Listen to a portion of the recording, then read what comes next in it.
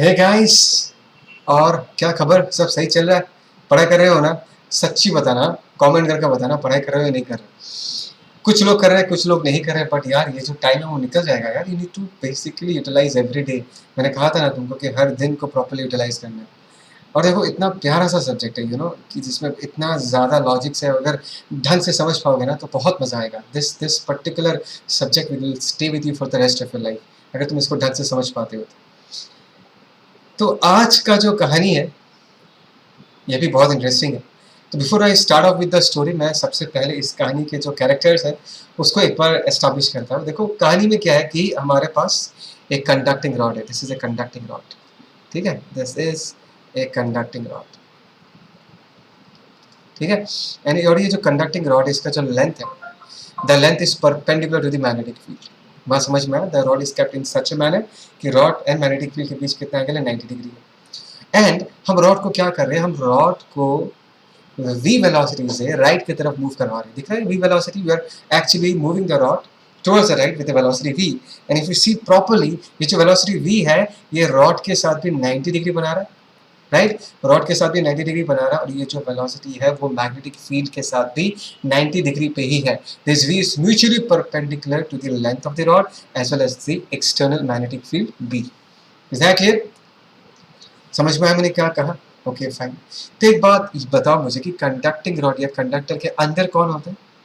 Free electrons, right. एक conducting rod के अंदर क्या होता है? फ्री इलेक्ट्रॉन्स होते हैं। और अगर तुमको इलेक्ट्रिक करंट का कहानी याद है जो मैंने पढ़ाया था, तो तुमको ये याद होगा कि ये जो सारे जो इलेक्ट्रॉन्स है ना, सारे पागल होते हैं। कंडक्टर के अंदर ये लोग चुपचाप बैठे हुए नहीं रहते। वो एक फिजिक्स बच्चे का एग्जाम्पल तुमको दिया था। सारे इलेक्ट्रॉन जो है इस कंडक्टर के अंदर इधर उधर भागते रहते हैं, because they have some thermal energy. अगर ये याद है तो तुमको ये भी याद होना चाहिए कि ये जो मोशन है, ये जो रैंडम मोशन ऑफ इलेक्ट्रॉन्स है, ये कोई इफेक्टिव डिस्प्लेसमेंट क्रिएट नहीं करता। किसी भी इलेक्ट्रॉन का अगर मैं रैंडम मोशन के कारण एवरेज वेलोसिटी निकालूं, वो आएगा 0, because the motion is random, right.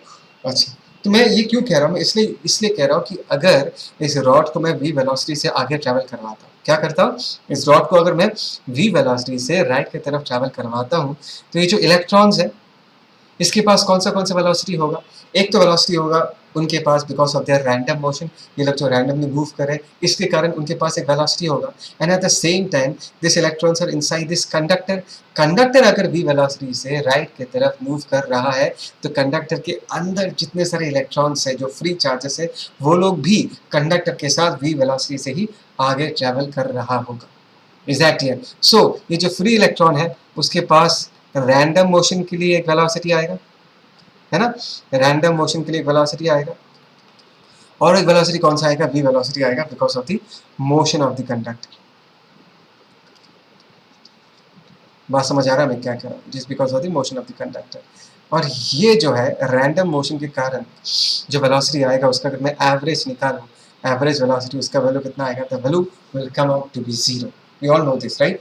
तो इस पूरे कहानी में हम रैंडम मोशन को इग्नोर करते हैं बिकॉज उसके कारण कोई इफेक्टिव वेलोसिटी नहीं आएगा, और सिंपल लाइंस में ये कहेंगे कि अगर ये कंडक्टर v वेलोसिटी से आगे बढ़ता है तो कंडक्टर के अंदर जितने सारे चार्जेस है वो लोग भी v वेलोसिटी से आगे ही बढ़ेंगे। Is that clear? पक्का समझ में आ रहा है? Okay fine. That means charges inside the conductor are traveling with a velocity v in the presence of magnetic field, right. इस लाइन का मतलब तो यही होता है, ये चार्जेस जो है वो मैग्नेटिक फील्ड में मूव कर रहे हैं v वेलोसिटी से। और ये लाइन सुनने के साथ साथ तुम्हारे दिमाग में क्या चमकना चाहिए ये बताओ? बोलो बोलो, क्या आएगा दिमाग में? बहुत सालों पहले मैंने पढ़ाया था, बहुत पहले पढ़ाया था कि अगर चार्जेस मैग्नेटिक फील्ड में मूव करते हैं उस पर मैग्नेटिक फोर्स लगता है। कितना मैग्नेटिक फोर्स लगता है? याद है magnetic force? Magnetic force FB, इसका एक्सप्रेशन क्या था? That is equal to what? Q into V vector cross B vector, right. बहुत पहले पढ़ाया था सर, याद नहीं है? पता है तुमको याद नहीं होगा, बहुत पहले नहीं पढ़ाया था। इसका आगे वाला चैप्टर ही है Q into V cross magnetic force लगता है। तो देखो यहाँ पर एक्चुअली जो है इलेक्ट्रॉन्स फ्री है, वो लोग मूव कर सकते हैं। अगर मैग्नेटिक फोर्स लगेगा तो इलेक्ट्रॉन्स पे लगेगा। लेकिन इस कहानी में मैं एक पॉजिटिव चार्ज को लेकर डिस्कशन कर रहा हूँ, ठीक है ना। क्योंकि पॉजिटिव चार्ज के साथ जो होगा इलेक्ट्रॉन्स के साथ वैसा ही कुछ होगा, सिर्फ डायरेक्शन ऑपोजिट हो जाएगा, ठीक है। तो इस कहानी को मैं पॉजिटिव चार्ज को लेके ही डिस्कस कर रहा हूँ। एक्चुअली में जो फोर्स लगेगा और फोर्स लगने के कारण जो चार्जेस मूव करेंगे वो इलेक्ट्रॉन्स होंगे। तो पॉजिटिव चार्ज जिस तरफ जा रहा होगा, अगर इलेक्ट्रॉन को लेके इस कहानी को मैं बताऊं तो इलेक्ट्रॉन एग्जैक्टली उसके अपोजिट डायरेक्शन में जाएगा, बस यही फर्क आएगा, ठीक है। Just to make our discussion simple, मैं पॉजिटिव चार्ज को लेके डिस्कस कर रहा हूँ। टेक्निकली कुछ गलत नहीं है ऐसे करके करने में, ठीक है। रिजल्ट हमको एक ही चीज मिलेगा। तो मैं फिर से रिपीट कर रहा हूँ। लेट अस से इस कंडक्टर के अंदर पॉजिटिव चार्जेस, जो इलेक्ट्रॉन्स होंगे पॉजिटिव चार्जेस भी होंगे। ये जो पॉजिटिव चार्जेस है they are travelling with the velocity. Is that clear? पक्का समझ में आया? ओके। तो इस पॉजिटिव चार्ज पे एक मैग्नेटिक फोर्स लगेगा given by the formula V cross P। Is that clear? तो अगर ये V है एंड मैग्नेटिक फील्ड जो है वो स्क्रीन के किस तरफ पॉइंट कर रहा है, कम ऑन, किधर पॉइंट कर रहा है, अंदर की तरफ पॉइंट कर रहा है, it is pointing inside the screen, दिख रहा है ना। तो उस पर फोर्स क्या लगेगा, V, come on, right see my hand, V crosses B, thumb इस तरफ पॉइंट कर रहा है, come on use your right hand, V cross B करो, V क्रॉस B करो, और थंब इधर पॉइंट कर रहा है, मतलब पॉजिटिव चार्ज पे मैग्नेटिक फोर्स इस तरफ लगता है, दिख रहा है, F equal to QVB। So this is the direction of magnetic force, ये जो एरो तुमको दिख रहा है। एंड एज बिकॉज ये जो पॉजिटिव चार्जेस पे फोर्स लग रहा है, देखो ये कहानी एक्चुअली इलेक्ट्रॉन के साथ होता है। समझ में आ रहा है मैं क्या कह रहा हूँ? मैं सिर्फ पॉजिटिव चार्ज को लेके for the sake of discussion में पॉजिटिव चार्ज को लेके डिस्कस कर रहा हूँ, तो कंफ्यूज मत होना। अगर यहाँ पर इलेक्ट्रॉन होता तो फोर्स किधर लगता, फोर्स इधर लगता है, ऑपोजिट डायरेक्शन में लगता है। मैं जस्ट डिस्कशन के लिए पॉजिटिव चार्ज को लेकर डिस्कस कर रहा हूँ। तो इस पॉजिटिव चार्ज पर अगर इस तरफ मैग्नेटिक फोर्स लगेगा तो पॉजिटिव चार्ज मूव करके इस तरफ आ जाएगा। And that's because this conductor is electrically neutral, इस तरफ अगर पॉजिटिव चार्ज आएगा, दूसरे एंड में कौन आ जाएगा, नेगेटिव चार्ज आ जाएगा। बात समझ में आ रहा है मैं क्या कह रहा हूँ? एक तरफ अगर पॉजिटिव चार्ज आएगा तो दूसरी तरफ नेगेटिव चार्ज आएगा। ध्यान देना इस बात को। इस फिनोमिनन को हम क्या कहते हैं, मैं बहुत बार इलेक्ट्रोस्टैट में भी ये चीज़ बताया था तुमको। Late us say this is redistribution of charges. यहाँ पर क्या हो गया, this is redistribution of charges. Confuse मत होना, देखो this conductor is electrically neutral, ये कंडक्टर अभी भी इलेक्ट्रिकली न्यूट्रल ही है, सिर्फ क्या है कि चार्जेस का बंटवारा हो चुका है। रॉड के बॉटम एंड में नेगेटिव चार्ज का एक्युमुलेशन हो रहा है। एक्चुअली में क्या हो रहा है, जो यहाँ पर पॉजिटिव नहीं मान के नेगेटिव मानो, नेगेटिव पे फोर्स किधर लगेगा, मैग्नेटिक फोर्स नीचे की तरफ लगेगा, तो नेगेटिव चार्जेस इधर आ जाएंगे। नेगेटिव चार्जेस अगर एक तरफ ड्रिफ्ट हो जाता है तो दूसरे एंड में कौन सा चार्ज अपियर कर जाएगा, पॉजिटिव चार्ज अपियर कर जाएगा। बात समझ में आया? इसको हम कहते हैं रीडिस्ट्रीब्यूशन ऑफ चार्जेस। याद है हमने इलेक्ट्रोस्टैट्स में पढ़ा था कि अगर हमारे पास एक मेटल स्लैब है उसके थ्रू अगर फील्ड पास करेंगे, रीडिस्ट्रीब्यूशन ऑफ चार्जेस हो जाता है। फील्ड की तरफ पॉजिटिव चार्जेस मूव कर जाते हैं, फील्ड का ऑपोजिट में नेगेटिव चार्जेस मूव कर जाते हैं, and they produce their own field जो कि एक्सटर्नल फील्ड को कैंसिल आउट कर देता है, इलेक्ट्रोस्टैटिक शील्डिंग। तो ऐसा ही कुछ हुआ है यहाँ पर। चार्जेस को अलग करने वाला कौन है, इलेक्ट्रिक फील्ड नहीं है, मैग्नेटिक फोर्स है। मैग्नेटिक फोर्स ने एक एंड में नेगेटिव चार्ज को एक्युमुलेट कर दिया, दूसरे एंड में पॉजिटिव चार्ज को एक्युमुलेट कर दिया। Is that clear? Step by step. सबसे पहले क्या होता है, मैग्नेटिक फोर्स ने चार्जेस को रिडिस्ट्रीब्यूट कर दिया। लेट अस से अभी यहाँ पर एक पॉजिटिव चार्ज पहुंचा है, यहाँ पर एक नेगेटिव चार्ज पहुंचा। Is that clear? ओके। और जैसे कि पता है कि एक बार अगर चार्जेस का रिडिस्ट्रीब्यूशन हो जाएगा, it's very common to you, right? तो ये पॉजिटिव नेगेटिव अपने बीच, as because there is a separation, and we know that field lines will always start from a positive charge and they will always end on a negative charge. These two group of charges, एक तरफ positive, दूसरी तरफ negative, they will produce electric field among themselves. So they will produce electric field from positive end to negative end. बात समझ में आ रहा है? कहाँ पर फील्ड प्रोड्यूस कर रहा है, from positive end to negative end. देखो ये जो रेड कलर का एरो दिख रहा है फ्रॉम पॉजिटिव टू नेगेटिव, ये हो गया हमारा इलेक्ट्रिक फील्ड। बात समझ में आया? Is that clear? देखो बहुत इंटरेस्टिंग है, ध्यान से समझना इस बात को। और एक बात को तुमको ये समझना है कि produce electric field from positive to negative, और इलेक्ट्रिक फील्ड का जो स्ट्रेंथ है, कितना स्ट्रॉन्ग इलेक्ट्रिक फील्ड प्रोड्यूस होगा, that is directly dependent on the concentration of charges. मतलब ये जो एंड्स पे पॉजिटिव चार्ज का कंसंट्रेशन ऑफ चार्जेस, एक एंड में पॉजिटिव चार्जेस का जो मेला लगा है और दूसरे एंड में जो नेगेटिव चार्जेस का मेला लगा है, तो उस मेले का डेंसिटी कितना है, उस क्राउड का डेंसिटी कितना है, उस पर डिपेंड करेगा कि इलेक्ट्रिक फील्ड का स्ट्रेंथ कितना है। ठीक है? तो लेट अस से पहला पॉजिटिव चार्ज यहाँ पहुँच गया, नेगेटिव चार्ज इधर पहुँच गया। अभी this is the next positive charge that we are talking about. ध्यान से देखो, मैग्नेटिक फोर्स तो हमेशा इतना ही रहेगा, F equal to Q into V cross. But initially as because इस एंड में यानी इस एंड में कंसंट्रेशन ऑफ चार्जेस बहुत कम है, तो इलेक्ट्रिक फील्ड का जो ये स्ट्रेंथ है वो क्या होगा, बहुत वीक होगा। ये जो स्ट्रेंथ है इसका स्ट्रेंथ क्या होगा, बहुत वीक होगा। एंड रिलेटिवली ये वाला जो फोर्स होगा वो क्या होगा, स्ट्रॉन्गर। मैं एकदम बिगिनिंग, एकदम स्टार्टिंग का कहानी बता रहा हूँ कि इनिशियली ये वाला फोर्स स्ट्रॉन्गर होगा relatively as compare to electric field, because electric field का स्ट्रेंथ उतना नहीं बढ़ा अब तक, because concentration is not that high. तो ऐसे केस में फिर से कौन सा फोर्स भी जीत जाएगा, मैग्नेटिक फोर्स जीत जाएगा। मैग्नेटिक फोर्स अगर जीतेगा फिर से इस पॉजिटिव चार्ज को, नेक्स्ट वाले पॉजिटिव चार्ज को यहाँ लेके आ जाएगा एंड नेगेटिव चार्ज को यहाँ लेके आ जाएगा। Is that clear? तो प्रोसेस तुमको दिख रहा है। प्रोसेस क्या है देखो, स्टार्टिंग में as because magnetic force is stronger, ये चार्जेस के रिडिस्ट्रीब्यूशन को कंटिन्यू करवाएगा और पॉजिटिव चार्ज जाके यहाँ जमेगा और नेगेटिव चार्ज जाके यहाँ पर जमेगा, राइट। लेकिन इस जमने का, इस डेंसिटी को बढ़ने का इफेक्ट किस पे आएगा, एज बिकॉज यहाँ पर चार्जेस का कंसेंट्रेशन बढ़ रहा है। तो ये जो इलेक्ट्रिक फील्ड है दिख रहा है, electric field is along this direction from positive to negative. इस चार्ज को तो इस डायरेक्शन में इलेक्ट्रिक फील्ड लग रहा है, दिस इज इलेक्ट्रिक फील्ड। इस इलेक्ट्रिक फील्ड का स्ट्रेंथ क्या हो रहा है, इस इलेक्ट्रिक फील्ड का जो स्ट्रेंथ है वो धीरे धीरे क्या कर रहा है, इंक्रीज कर रहा है। नेक्स्ट पॉजिटिव चार्ज पे अभी भी ये स्ट्रॉन्गर है, ये वीकर है, और एक पॉजिटिव चार्ज इधर आ जाएगा और एक नेगेटिव चार्ज इधर आ जाएगा।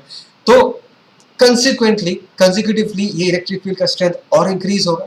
तो धीरे धीरे देखो, ये इसका जो मैग्नीट्यूड है that is constant, but what about the strength of the electric field, वो धीरे धीरे क्या कर रहा है, इंक्रीज कर रहा है। बात समझ में आया? तो जब तक magnetic force will be more than electric field वाला फोर्स, रिडिस्ट्रीब्यूशन ऑफ चार्जेस होता जाएगा। As long as magnetic force is more than electric field का फोर्स, रिडिस्ट्रीब्यूशन होता रहेगा होता रहेगा होता रहेगा। और एक वक्त आएगा कि यहाँ पर इतना पॉजिटिव चार्ज का कंसेंट्रेशन आएगा और इस जगह पर इतना नेगेटिव चार्ज का कंसेंट्रेशन आएगा कि ये लोग मिलकर इतना स्ट्रॉन्ग फील्ड प्रोड्यूस करेगा जो कि मैग्नेटिक फोर्स के बराबरी कर देगा। मतलब the electric field force will be strong enough to balance the magnetic force. बात समझ में आया? उस वक्त when magnetic force and electric field का फोर्स बैलेंस हो जाएगा, उस वक्त रीडिस्ट्रीब्यूशन बंद हो जाएगा, उसके बाद चार्जेस और रीडिस्ट्रीब्यूट नहीं होंगे। Is that clear? बात समझ में आ रहा है मैं क्या कह रहा हूँ, right? So in that scenario मैं कह सकता हूँ, मैं यहाँ पर लिख सकता हूँ, एक टाइम विल कम, ध्यान से सुनना, a time will come when magnetic force FB will be equal to what electric field का force FE। तो यहाँ पर अगर मैं वैल्यूज पुट करूँ तो मुझे क्या मिलेगा, that is QVB is equal to QE, और यहाँ से हमको E का वैल्यू क्या मिलेगा, यहाँ से हमको E का वैल्यू VB मिलेगा। बात समझ में आया मैंने क्या कहा? सो this is the relation between electric field and magnetic field. Redistribution will stop, जब ये सिचुएशन पहुंचेगा रीडिस्ट्रीब्यूशन स्टॉप्स। समझ आ रहा है मैं क्या कह रहा हूँ? Is that clear? पक्का? कोई doubt? Okay fine. Redistribution will stop and इस रॉड के अंदर कंसेक्यूटिवली मैग्नेटिक फील्ड भी प्रेजेंट होगा और इलेक्ट्रिक फील्ड भी प्रेजेंट होगा। ये सिनेरियो समझ में आया मैंने क्या कहा? There is the presence of magnetic field, there is the presence of electric field. और मैं तुमको एक बात याद दिलाना चाहता हूँ कि अगर किसी भी रीजन में इलेक्ट्रिक फील्ड है, whenever there is an electric field, there is a potential difference associated with that region। बात समझ में आ रहा है? That means from positive to negative अगर मैं मूव करूँ from higher point to lower point, as because इस region में electric field exist करता है, there will be a potential difference, right? There will be a potential difference। अच्छा एक में अभी मुझे कुछ चीज़ें मिटाना पड़ेगा, पॉज करके इसको, जितना कुछ मैंने यहाँ पर चीज़ें लिखा है इसको लिख कर रखो, ठीक है? मैं मिटा रहा हूँ।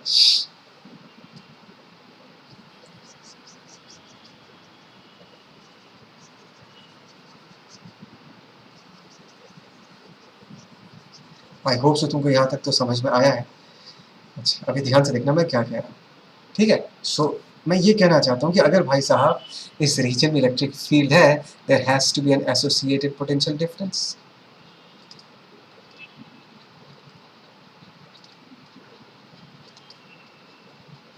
Right? there has to be an associated potential difference। that means obviously A point का जो potential होगा वो B point से क्या होगा, ज़्यादा होगा। and because wherever there is an electric field there is a potential difference। in this case मैं जो potential difference है V को क्या लिख सकता हूँ, that is work done by electric field। and if the electric field is from point A to point B and the length along which the electric field is present is from A to B, L length तो work done में electric field क्या होगा, E into L, और E की जगह अगर मैं ये वैल्यू पुट कर दूँ तो कितना आ जाएगा, दैट इज PVL। बात समझ में आ रहा है मैं क्या कर रहा हूँ? सो this is the potential difference you know existing at the ends of the rod, और यही जो पोटेंशियल डिफरेंस है, this will create an EMF in the rod. Is that clear? यही पोटेंशियल डिफरेंस इस रॉड में क्या क्रिएट करेगा, EMF create करेगा। VNE का रिलेशन याद है ना? देखो ये रॉड जो है किसी एक्सटर्नल सर्किट के साथ कनेक्टेड नहीं है। बैटरी वाला फंडा याद है, बैटरी का के अक्रॉस भी क्या था, पोटेंशियल डिफरेंस था, और उसके अक्रॉस भी एक EMF है। बात समझ में आ रहा है? Is that clear? तो if there is a potential difference there also will be an EMF associated with it, और उसका वैल्यू भी हम क्या लिख देंगे, that is PVL। Is that clear? So this is the EMF associated with it. And that's because इस बात को समझो, यहाँ पर पॉजिटिव चार्ज का मेला लगा है, यहाँ पर एक नेगेटिव चार्ज का मेला लगा है, तो इस रॉड को मैं सिंबॉलिकली एक बैटरी से रिप्लेस कर सकता हूँ। बात समझ में आया?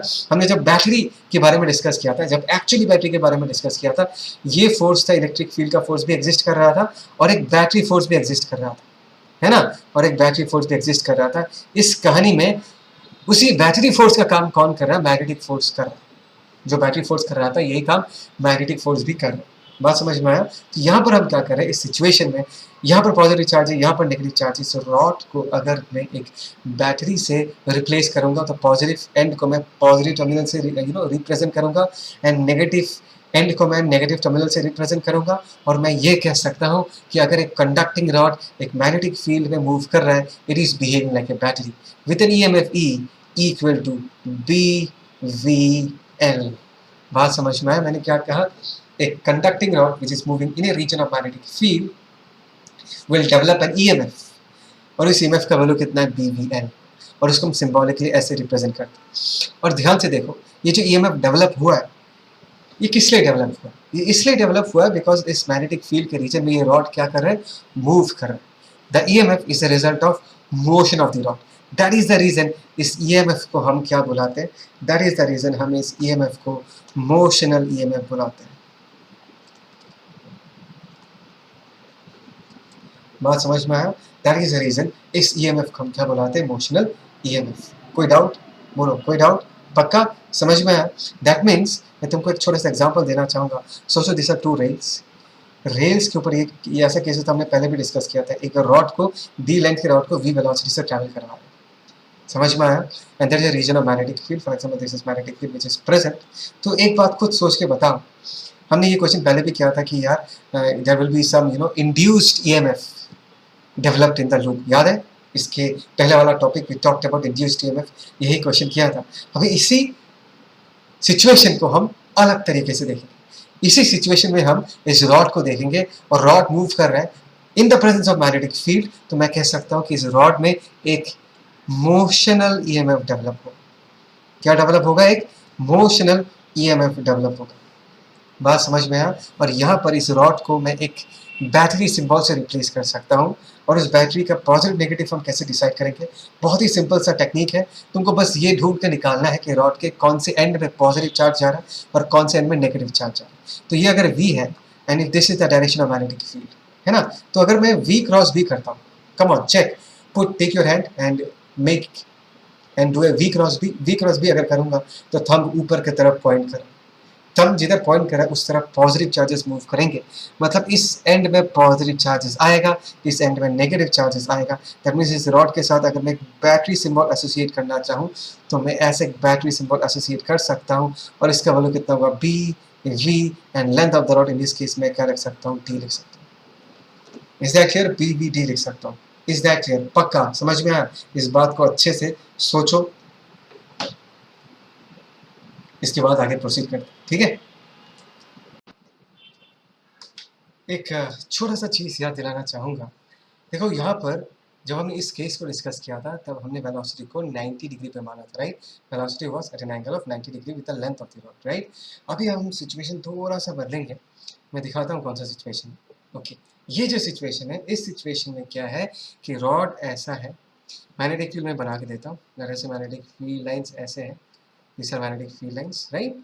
और ये सिचुएशन पहले वाले सिचुएशन से इस तरीके से अलग है कि यहाँ पर जो हमने वेलोसिटी V माना है that is around the length of the rod. बात समझ में है? तो रॉड बेसिकली मैग्नेटिक फील्ड वाले रीजन में इस V वेलोसिटी से इस डायरेक्शन में ट्रैवल कर रहा है, ठीक है? अच्छा, हम अब तक क्या डिस्कस कर रहे थे, हम अब तक ये डिस्कस कर रहे थे कि अगर एक रॉड ट्रैवल करता है, उसके अंदर जितने सारे चार्जेस है वो भी रॉड के साथ आगे ट्रैवल करता है, एंड मूविंग चार्जेस में मैग्नेटिक फोर्स लगता है, वही चार्जेस वही फोर्स जो है, वो जो मैग्नेटिक फोर्स है वही चार्जेस को रिडिस्ट्रीब्यूट करता है इन दिस केस, राइट। तो एक बार इस बात को समझो कि अगर ये वी है, इसके अंदर जितने सारे चार्जेस है सबका वेलोसिटी इसी तरफ होगा, मैग्नेटिक फील्ड इस तरफ है। एक बार अपने दिमाग में सोचो कि मैग्नेटिक फोर्स किस तरफ लगेगी। Come on, that is V cross T, हम इस तरफ पॉइंट कर रहे हैं। दैट मीन्स इस सिनेरियो में जो मैग्नेटिक फोर्स लग रहा है, इस सिनेरियो में जो मैग्नेटिक फोर्स लगेगा, that is basically acting along this direction, है ना। The magnetic force is acting along this direction, मतलब इसके अंदर जितने सारे पॉजिटिव चार्जेस है उन पर लेफ्ट की तरफ फोर्स लगेगा, नेगेटिव चार्जेस राइट की तरफ फोर्स लगेगा। बात समझ में आ रहा है। तो फोर्स अगर ऐसा लगे ना, तो ट्राई टू अंडरस्टैंड इसमें व्हाट वी आर एक्सपेक्टिंग कि इस तरफ पॉजिटिव चार्ज आ जाए, इस तरफ नेगेटिव चार्ज आ जाए। लेकिन ये जो रीडिस्ट्रीब्यूशन है ये प्रैक्टिकल नहीं है, ये रिडिस्ट्रीब्यूशन। बिकॉज देखो ये जो डिस्ट्रीब्यूशन हुआ है पॉजिटिव एंड नेगेटिव के बीच का, अगर मैं डिस्टेंस पूछूं, रिडिस्ट्रीब्यूशन में क्या होता है कि पॉजिटिव एक तरफ चला जाता है, नेगेटिव दूसरी तरफ चला जाता है, उनके बीच एक कंसिडरेबल गैप होता है। यहाँ पर पॉजिटिव नेगेटिव के बीच का जो ये रॉड का विथ है, this is extremely small, the with is very very small. तो यहाँ पर हम चार्जेस की रीडिस्ट्रीब्यूशन को कंसिडर नहीं कर सकते, हम ये नहीं कह सकते कि पॉजिटिव नेगेटिव एक दूसरे से क्या है, सेपरेट हुआ है, they are not separated from each other. बात समझ में आया। तो आज के बाद से इस बात को हमेशा याद रखना, जो वेलोसिटी रॉड के लेंथ के अलोंग है, इसके कारण कोई ईएमएफ जनरेट नहीं होगा। सुनाई दिया? इसके कारण कोई ईएमएफ जनरेट नहीं होगा। Only that component of velocity, या only if the velocity is perpendicular to the length of the rod, तभी जाके ईएमएफ जनरेट होगा। बात समझ में आ रहा है मैं क्या कह रहा हूँ? Is that clear? पक्का? Okay fine. So in this case the EMF which is developed in the rod in this case is equal to what? 0, right? Okay, now if I see this case, चलो इस case को देखते एक बार।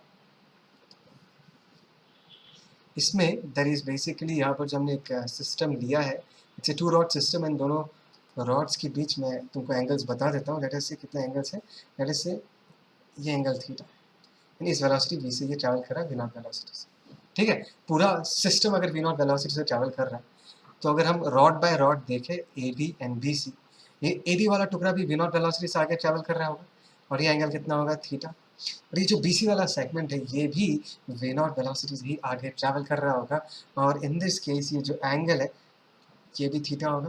तो इस angle को भी हम क्या मान सकते हैं, थीटा मान सकते हैं। अच्छा, तो हम क्या करेंगे, पहले इस पूरे सेगमेंट में कितना ईएमएफ है, या तुमको ये भी पूछा जा सकता है कि ए एंड बी पॉइंट के बीच कितना, ए एंड सी पॉइंट के बीच कितना पोटेंशियल डिफरेंस है, ये सब हम बाद में निकालेंगे। पहले ये समझो कि अगर हमको सबसे पहले इस ए बी वाले सेगमेंट में कितना ईएमएफ, कितना मोशनल ईएमएफ इंड्यूस हुआ है, कितना मोशनल ईएमएफ बना है, वो अगर हमको निकालना है, तो मुझे वी नॉट कंसिडर नहीं करना, मुझे सिर्फ उसी कंपोनेंट ऑफ वेलोसिटी को कंसिडर करना है जो इस रॉड के परपेंडिकुलर है। तो मुझे सिर्फ ये कंपोनेंट को पकड़ना है, this is V naught, this will be in this case equal to what, V naught sine theta. बात समझ में आ रहा है? सिमिलरली अगर ये वी नॉट है, तो मुझे सिर्फ इस कंपोनेंट को कंसिडर करना पड़ेगा जो रॉड के साथ कितना एंगल बना रहा है, 90 डिग्री। इन इस केस इस कंपोनेंट का वैल्यू भी कितना होगा, वी नॉट साइन थीटा। दूसरा कंपोनेंट जो है वी नॉट कॉस थीटा, जो इस तरफ आएगा, है ना, इसको हम भूल सकते हैं बिकॉज ये जो वेलोसिटी है this is along the length of the rod, मैंने जस्ट नो समझाया। और ऐसे वेलोसिटी के लिए कभी भी ईएमएफ, मोशनल ईएमएफ क्रिएट नहीं होगा, तो इसको भूल जाओ, फॉरगेट अबाउट दिस, ठीक है। So V naught sine theta and V naught sine theta दोनों तरफ है, सिर्फ इन्हीं वेलोसिटीज के लिए मोशनल ईएमएफ जनरेट होगा। मैग्नेटिक फील्ड ऐसा है, सिंपल केसेस लेते हैं, this is the magnetic field, ठीक है ना। ओके, इन दिस केस अभी अगर मैं रॉड ए बी वाले सेगमेंट में ईएमएफ कितना है और ईएमएफ का पोलैरिटी कैसा होगा वो अगर निकालना चाहते हैं, सबसे पहले हम इस रॉड में उस बैटरी को डिनोट करते हैं जो कि मोशनल ईएमएफ को एक्सप्रेस करेगा। तो अगर मैं बैटरी बनाना चाहूँ in this case, if I want to draw a battery in this case, V naught sine theta को ध्यान से देखो, और बी जो है वो स्क्रीन के अंदर है, तो V naught sine theta cross भी करूँगा तो हम इधर पॉइंट कर रहे हैं। बात समझ में आ रहा है? मैं फिर से कह रहा हूँ, जो मैग्नेटिक फोर्स है एफ पी वो इस तरफ पॉइंट कर रहा है, मतलब इस एंड में पॉजिटिव चार्जेस जाएंगे, इस एंड में क्या होगा, नेगेटिव चार्जेस जाएंगे, विच मीन्स ये अगर पॉजिटिव है तो इस तरफ मैं पॉजिटिव टर्मिनल बनाऊंगा, इस तरफ मैं नेगेटिव टर्मिनल बनाऊंगा, and this is the symbol of the EMF that is generated. बात समझ में आया? इस तरीके से हमेशा हम बैटरी का पोलैरिटी डिसाइड करेंगे। इसको भी मैं मिटा देता हूँ, नहीं तो क्लमजी हो जाएगा। सिमिलरली अभी अगर मैं इस वाले टुकड़े को देखूँ, V क्रॉस B अगर करता हूँ इन दिस केस, देखो V क्रॉस B, B जो है वो स्क्रीन के अंदर है, तो V not sine theta cross B अगर करूँगा, थंब इस तरफ पॉइंट करेगा, मतलब मैग्नेटिक फोर्स का जो डायरेक्शन आएगा वो कुछ इस तरफ आएगा, मतलब यहाँ पर आएगा पॉजिटिव, यहाँ पर आएगा नेगेटिव। अगर मुझे बैटरी से रिप्रेजेंट करना है, अगर मुझे बैटरी से रिप्रेजेंट करना है, इसको मिटा देता हूँ, क्लमजी हो जाएगा, नहीं तो बैटरी से रिप्रेजेंट करना है तो ये होगा पॉजिटिव, ये होगा नेगेटिव। बात समझ में आया? इसका ईएमएफ का वैल्यू ई है, इसका ईएमएफ का वैल्यू ई है। इस तरीके से हम बैटरी के पोलैरिटी को डिसाइड करेंगे, ये सबसे चैलेंजिंग चीज़ है। उसके बाद इसका मैग्नीट्यूड कितना होगा, ई का मैग्नीट्यूड, वो तो बहुत सिंपल है, दैट इज बी। कौन सा वेलोसिटी लेना है हमको, वी परपेंडिकुलर लेना है। This velocity is actually perpendicular to the length of the rod, V V L. इस रॉड का लेंथ फॉर एग्जांपल मैं एल मान लेता हूँ, ठीक है ना, एल मान लेते हैं, इसका भी लेंथ एल है, इसका भी लेंथ एल है, तो हमने ऐसा मान लिया। तो फाइनली वी परपेंडिकुलर की जगह हम क्या लिख सकते हैं, that is V sine theta into L. So this is the EMF. इस ई का वैल्यू भी यही होगा, सेम होगा। तभी अगर तुमको कोई पूछे what is the potential difference between the points A and C, ऐसे केसेस में तुमको क्या करना है, वेरी सिंपल, पॉइंट ए से चालू करो, लेट अस से पॉइंट ए का पोटेंशियल कितना है, V A, then you move around this direction, we move from the positive terminal to the negative terminal, तो पोटेंशियल गिरता है, ड्रॉप करता है, तो हमने माइनस ही लिख दिया। फिर हम इस तरफ आते हैं, फिर हम इस तरफ जाते हैं, फिर से पॉजिटिव टू नेगेटिव, फिर से पोटेंशियल ड्रॉप करता है तो माइनस ही, and finally we reach the point C, so इसको हमने वी सी लिख दिया। तो यहाँ पर अगर हम पोटेंशियल डिफरेंस लिखना चाहें, that is V A minus V C, that is twice C in this case, और ई का वैल्यू मैं पहले से ही निकाल के रखा हूँ, तो it is B V sine theta into L. तो इस तरीके से हम इस प्रॉब्लम को सॉल्व करेंगे। देखो इस बात को समझो कि इस पूरे प्रॉब्लम में मैं तुमको क्या सिखाना चाहता हूँ। सबसे इंपॉर्टेंट बात जो मैंने तुमको सिखाया वो ये है कि अगर मेरे पास एक velocity which is along the length of the rod, forget about this, उसके कारण कोई मोशनल ईएमएफ क्रिएट नहीं होगा। अगर there is a component of velocity या कोई velocity which is perpendicular to the length of the rod, उसको पकड़ के रखो, वही डिसाइड करेगा कि रॉड में कितना मोशनल ईएमएफ बनेगा। Is that clear? पक्का समझ में आया? आगे जाके हम थोड़ा कुछ और नए केसेस डिस्कस करेंगे, फिलहाल इसको मिटा रहा हूँ, आगे बढ़ते हैं, लेट्स मूव हेड। समझ में आ रहा है ना? पक्का? देखो एक एक चीज़ को मैं एक एक छोटी चीज़ को तोड़ के समझा रहा हूँ, इट्स अपॉन यू कि तुम इस चीज़ को समझो, याद रखो और प्रैक्टिस करो, ठीक है? ओके, अभी जो ये नया सिचुएशन है इसको एनालाइज करते हैं। हमने अब तक ऐसे कंडक्टर्स को लेकर बात की जो कि सीधा थे, स्ट्रेट थे। नाउ आज बारी है एक arbitrary shaped current carrying wire को लेकर डिस्कस करने का। देखो बहुत सिंपल सा मैं तुमको समझाता हूँ, इट्स वेरी वेरी सिंपल। ऐसा है कि ये जो वायर तुमको दिख रहा है ब्लू कलर का wire, this is our arbitrary shaped current carrying wire, ठीक है? सेकेंडली इस रीजन में मैग्नेटिक फील्ड है ऐसा, this is the region of magnetic field, है ना? And magnetic field is uniform, और इसका डायरेक्शन को देखो, this magnetic field is actually perpendicular to the plane of the screen, ठीक है? एंड इस पर्टिकुलर रॉड का जो ये जो वायर है इसका वेलोसिटी वी नॉट हमें देख रखा है। फिलहाल अभी के लिए ये रेड वाला जो लाइन है इसको इग्नोर करो, ये तुमको दिखाई नहीं दे रहा, तुमको ये ब्लू कलर का वायर दिख रहा है और उसका वेलोसिटी वी नॉट दिख रहा है। बात समझ में आया? Is that clear? पक्का? अगर यहाँ पर आपको ये निकालना है कि इस आर्बिट्रेरी शेप वायर पे कितना टोटल ईएमएफ इंड्यूस हुआ है, तो सबसे पहला काम क्या बनता है? सबसे पहला काम ये बनता है कि मैं छोटे से सेगमेंट में कितना छोटा सा ईएमएफ जो डेवलप हुआ है उसका एक्सप्रेशन लिखूँ सबसे पहले। तो दिस इज डी, और वो क्या होगा, that is nothing but work done by electric field E dot d l vector. D l vector क्या है? मैंने एक छोटा सा एलिमेंट लिया, सोचिए ये जो एलिमेंट है दिस इज हमारा डी एल वैक्टर, इसमें कितना ईएमएफ है वो हमने लिखा, that is E dot d L. बात समझ में आए? और सेकेंडली हमको ये भी पता है कि इलेक्ट्रिक फील्ड जो है इस रॉड में जब ये मूव कर रहा है, there is it is practically in a situation जहाँ पर all the charges are now redistributed, और किसी भी चार्ज पे नेट फोर्स अभी क्या है, zero. That means magnetic force and electric field का force they basically cancel out each other. तो मैं ये लिख सकता हूँ कि F B vector should be equal to what, F E vector लिख सकता हूँ। एफ बी को हम क्या लिख सकते हैं, Q into V vector cross B vector लिख सकते हैं।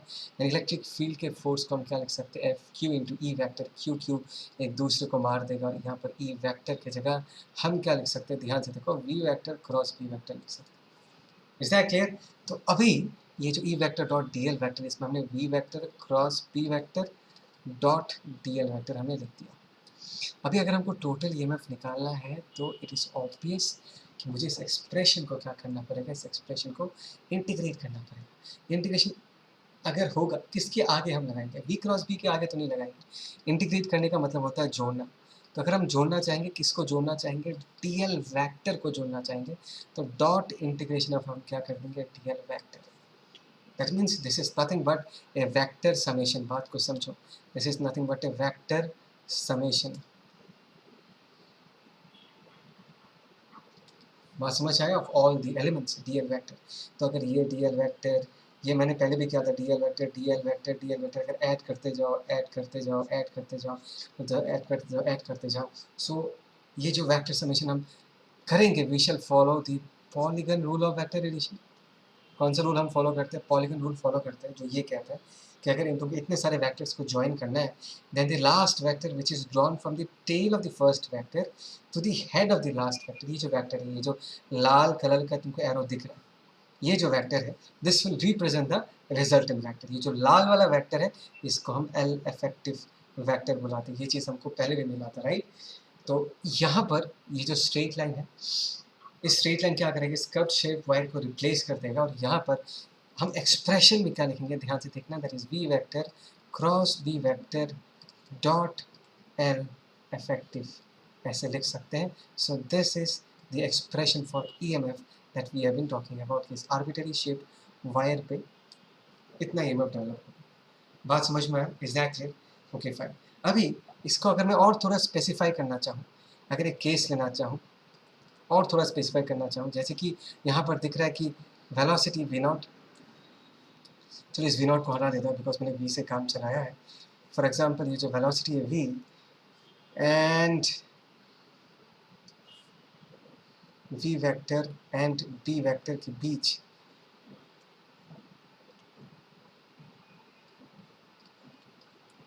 अगर एंगल 90 डिग्री है, क्या एंगल 90 डिग्री है, ध्यान से सुनना, तो v क्रॉस b को अगर खोलने के बाद हमको क्या मिलेगा, v b sine 90 n cap, right. तो इसी चीज़ को हम फिर से करते हैं, e इक्वल टू, इसको हम खोलेंगे, चलो सिर्फ मैं मैग्नीट्यूड को लेकर बात करूँगा, ठीक है, क्योंकि EMF का पोलैरिटी जो है वो हम निकाल सकते हैं, मैं बताऊँगा, तुमको पता भी है कि कौन सा साइड पॉजिटिव होगा, कौन सा साइड नेगेटिव होगा।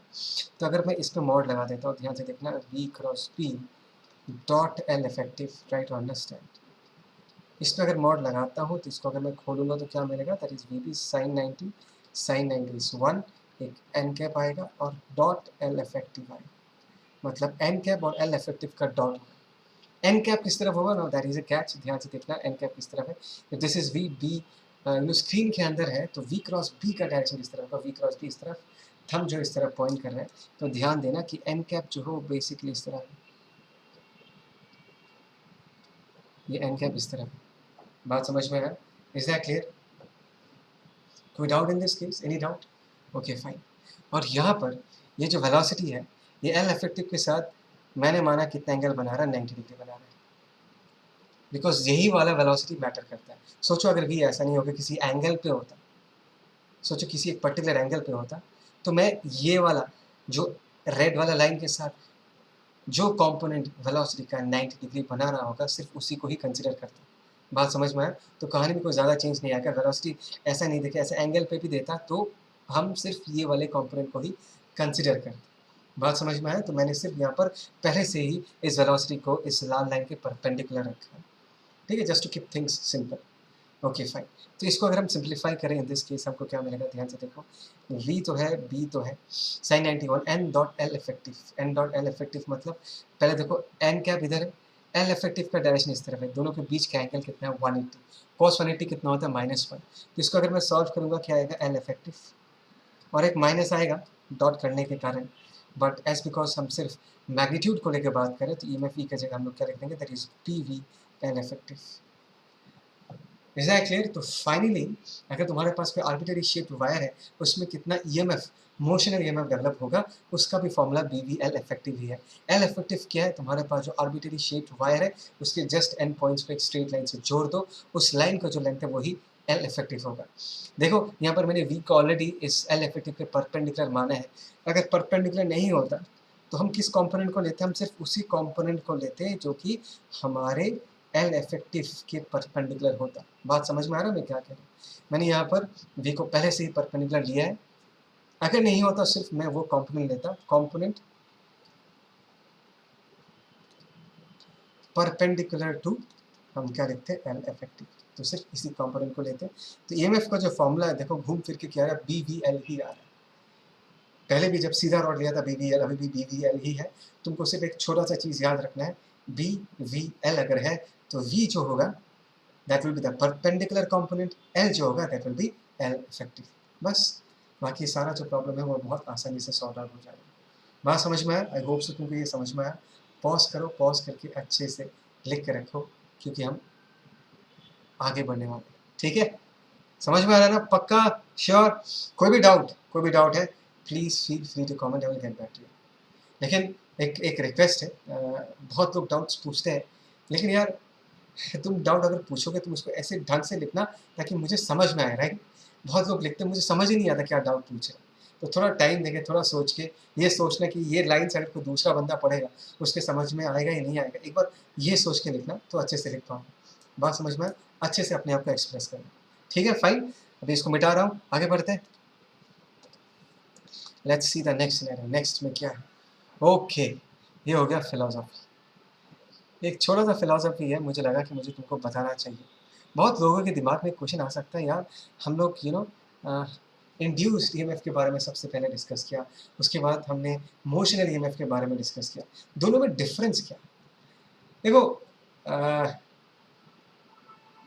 देखो अभी बोलना सही नहीं है, आई डोंट फील लाइक मुझे नहीं लगता कि अभी बोलना सही है, पर इसके पीछे ना बहुत ज़बरदस्त एक कहानी है, एक कंसेप्ट है, लेकिन इस लेवल पे वो डिस्कस करना सही नहीं है।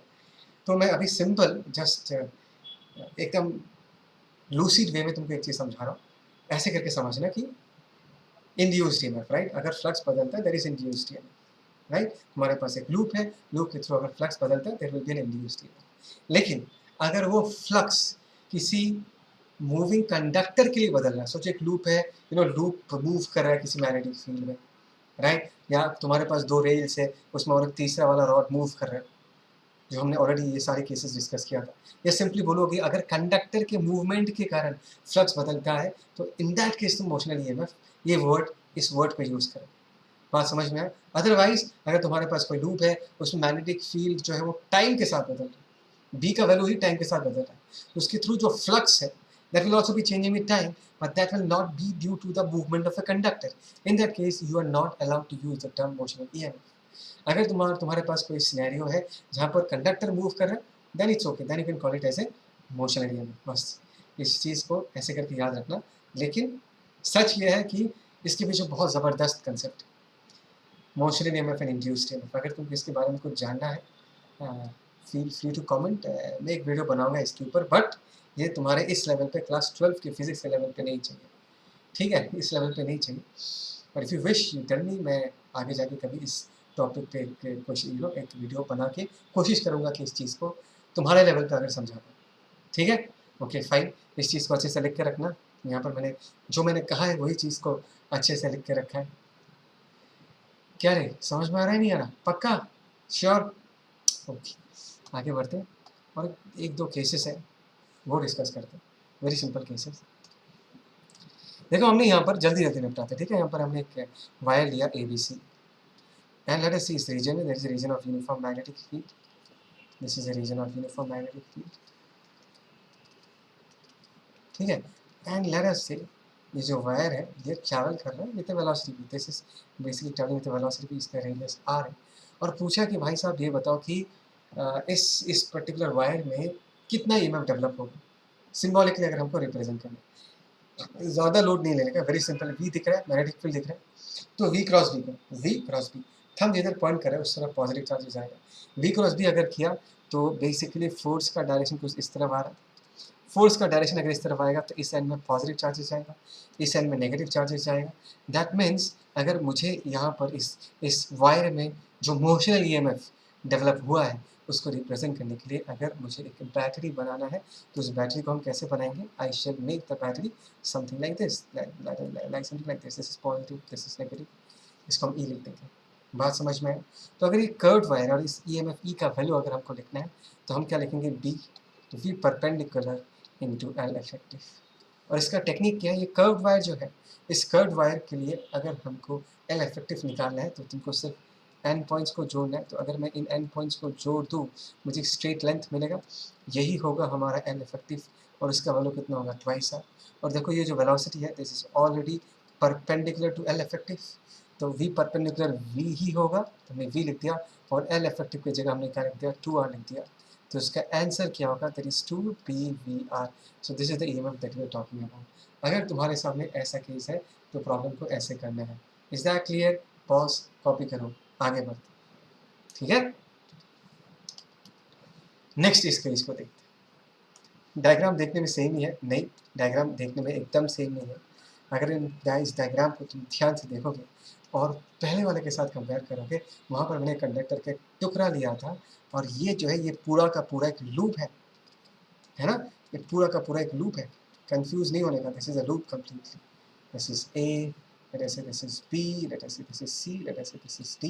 ये कंप्लीटली एक लूप है, और हमको ये बताना है कि इसमें टोटल ईएमएफ कितना होगा, टोटल ईएमएफ। अच्छा, अभी अगर यहाँ पर तुमको नेट ईएमएफ, बहुत बहुत इंटरेस्टिंग, ठीक है ना, इस बात को अच्छे से ध्यान से सुनना जो मैं कह रहा हूँ। अगर तुमको नेट ईएमएफ पूछा जाए, सिचुएशन तो पता है ना, इसका रेडियस आर है, ये वी वेलोसिटी से ट्रैवल कर रहा है, पूरा लूप वी वेलोसिटी से ट्रैवल कर रहा है, नेट ईएमएफ पूछा जा रहा है। तो एक तो तरीका है कि तुम इंड्यूस्ड ईएमएफ के तरीके से सोचो, think by induced EMF. Induced EMF के बारे में जो हमने डिस्कस किया था, देयर आर टू ईएमएफ्स, एक तो हो गया इंड्यूस्ड ईएमएफ, सेकेंडली हमने किसके बारे में डिस्कस किया था, मोशनल ईएमएफ के बारे में डिस्कस किया था। एक बार इंड्यूस्ड ईएमएफ के टर्म्स में सोचो, तो what about the flux to the loop? The flux to the loop phi is not changing, right? Because magnetic field को हमने यूनिफॉर्म माना है, ये जहाँ पर भी ट्रैवल करके जाए इसके थ्रू जो फ्लक्स होगा वो सेम रहेगा। तो ऑब्वियसली नेट ईएमएफ का वैल्यू हम क्या लिख सकते हैं, जीरो लिख सकते हैं, ठीक है। ये तो हमने इंड्यूस्ड ईएमएफ के तरीके से सोचा, बट इसी चीज़ को मैं एक अलग तरीके से एक्सप्लेन करूंगा by the concept of motional EMF, जहाँ पर इस पूरे लूप को मैं लूप जैसा ट्रीट नहीं करूंगा। I will treat this as two different conductors. एक कंडक्टर है A B C, conductor one, try to understand, conductor one is A B C, and जो दूसरा कंडक्टर है and the second conductor two in this case is A D C, A D C, देख रहे हैं, this are two pieces of conductor. तो अभी अगर तुम इस तरीके से सोचोगे तो ऐसा सोच ले कि तुमको लूप नहीं दिखाई दे रहा, तुमको एक कर्व शेप कंडक्टर दिख रहा है और एक स्ट्रेट कंडक्टर दिख रहा है। सबसे पहले हम कर्व शेप कंडक्टर के बारे में डिस्कस करते हैं, जो इसके जस्ट पहले डिस्कस किया था। देखो यहाँ पर वी क्रॉस भी करूँगा तो फोर्स इस तरफ लगेगा, तो इस तरफ पॉजिटिव चार्ज आएगा, इस तरफ नेगेटिव चार्ज आएगा, तो इसमें ईएमएफ ऐसा डेवलप होगा, दिस इज ई, राइट। और इस ई का वैल्यू क्या है, इस ई का वैल्यू अभी तो डिराइव किया था यार, बी वी, और इस कर्व्ड वायर का एल इफेक्टिव होगा ये स्ट्रेट वायर, तो हमने 2r लिख दिया। देखो अब तक हम कर्व्ड वायर का ही कहानी बता रहे। सो एबीसी में जो ईएमएफ, मोशनल ईएमएफ, ध्यान देना, जो मोशनल ईएमएफ जनरेट होगा उसका वैल्यू कितना होगा, ध्यान से देखो, that is 2BVR। Is that clear? अभी नेक्स्ट हम देखेंगे कंडक्टर 2 में, जो सेकेंड वाला कंडक्टर है उसमें कितना मोशनल ईएमएफ डेवलप होता है। Is that clear? If I see this conductor, ये अगर वी वेलोसिटी है, ये कंडक्टर भी इस तरफ वी वेलोसिटी से ट्रैवल कर रहा है, दिस इज एट 90 डिग्री। मैं ए डी सी वाले कंडक्टर के बारे में बात कर रहा हूँ, वी क्रॉस भी करूँगा तो थंब ऊपर की तरफ पॉइंट कर रहा है, this will B positive, this will B negative. तो इस वायर में भी एक सिम्बॉलिक मैं बैटरी बना सकता हूँ मोशनल ईएमएफ को रिप्रेजेंट करने के लिए, ठीक है। और इसका जो वैल्यू होगा वो कितना होगा, कमान, इसका जो वैल्यू होगा दैट इज बी वी, एक और वी जो है that is already perpendicular to the side A D C, तो बी वी, वी तो यही रहेगा, और लेंथ की जगह हम लोग क्या पुट कर देंगे 2r, तो दिस इज 2BVR। इसका भी वैल्यू ई ही है, बिकॉज कर्व वायर का भी इतना ही आया था, स्ट्रेट वायर का भी इतना ही आया, तो पहले वाले रॉड में इतना ईएमएफ, सेकेंड वाले रॉड में इतना ईएमएफ। Is that clear? अभी अगर तुम इस तरीके से तुम मुझे पूछोगे भाई साहब अभी तुम नेट ईएमएफ बोलो, इस लूप में, इस पूरे लूप में नेट ईएमएफ क्या होगा। जस्ट सी, अगर मैं एक पॉइंट से चालू करता हूँ प्लस टू माइनस है टू लोअर पोटेंशियल, मैं क्या लिखूंगा, माइनस, ध्यान देना। और मैं नीचे आता हूँ, फिर मैं जब इस तरफ जाता हूँ negative to positive, lower to higher तो प्लस ही लिखूंगा and we come back to the same point. So the net EMF on the loop is in this case also equal to what, 0. मैं स्टार्टिंग से तुमको तो यही कह रहा हूँ कि देखो इस लूप में फाइनली कितना ईएमएफ होगा वो तो सेम होगा ना. वो तो ये डिपेंड नहीं करेगा ना कि उस ईएमएफ को निकालने के लिए मैंने कौन सा टेक्निक यूज़ किया. Did I use the concept of induced EMF और did I use the concept of motional EMF. Through both the ways we should be able to arrive at a same conclusion. तो चाहे तुम इस तरीके से सोचो, इस तरीके से भी तुमको नेट ईएमएफ का वैल्यू कितना आ रहा है, 0 आ रहा है. और इस तरीके से भी सोचो तुम्हारा नेट ईएमएफ का वैल्यू क्या है, 0 आ रहा है. ठीक है, एक तो ये चीज़ मैं तुमको समझाना चाहता हूँ. लेकिन इसके ऊपर भी क्वेश्चंस बनता है कभी कभी कि अगर तुमको कोई पूछ दे कि भाई ये बताओ ए सी के अक्रॉस में पोटेंशियल डिफरेंस होगा क्या, will there be a potential difference across the points A C, तो फटाक से 0 मत बोल देना यार. पूरे लूप में नेट ईएमएफ 0 है, but it does not mean कि लूप के किसी भी 2 पॉइंट्स के अक्रॉस पोटेंशियल डिफरेंस एग्जिस्ट नहीं कर सकता. कर सकता है. यहाँ पर तो तुमको दिखाई भी दे रहा है कि ए एंड सी के बीच एक बैटरी है, there will be a potential difference. तो अगर मैं वी ए से चालू करूँ और यहाँ से ट्रैवल करता हूँ, पॉजिटिव टू नेगेटिव जाऊँगा, पोटेंशियल ड्रॉप करेगा minus E and then I finally reach the point C. So in this case ध्यान से देखो, V A minus V C will be equal to E and that is equal to what, 2dVr. तो potential difference can definitely exist. किसी भी 2 points के बीच potential difference exist कर सकता है. हाँ, अलग बात है, तुमको चेक करना पड़ेगा, you need to check it कि एग्जिस्ट करेगा या नहीं, लेकिन एग्जिस्ट कर सकता है. तो फटाक से 0 मत बोल जाए. बहुत लोग कन्फ्यूज हो जाते हैं, अरे सर नेट ईएमएफ 0 है तो किसी भी 2 पॉइंट्स के बीच पोटेंशियल डिफरेंस भी 0 होगा. ये गलत तरीका है. पोटेंशियल डिफरेंस एग्जिस्ट कर सकता है. Is that clear? So this was the basic idea behind the concept of motional EMF. मैंने हर चीज़ को अच्छे से बताया है, अच्छे से समझना. बहुत बहुत ही प्यारा concept. Induced EMF, motional EMF connected है. इंड्यूस्ड EMF, मोशनल EMF दो अलग अलग फिलोसफी है, बट कोई भी फिलोसफी फॉलो करो, finally will arrive at the same answer. I hope so you have enjoyed this video. Stay tune for the next video. हमने आज जो सीखा है उसी पे ही बहुत सारा प्रॉब्लम्स करेंगे, बिकॉज प्रॉब्लम्स करके ही हमारा कंसेप्ट स्ट्रॉन्ग बनेगा. ठीक है, so please like, share and subscribe the channel, you know, and let's meet soon. Take care, bye.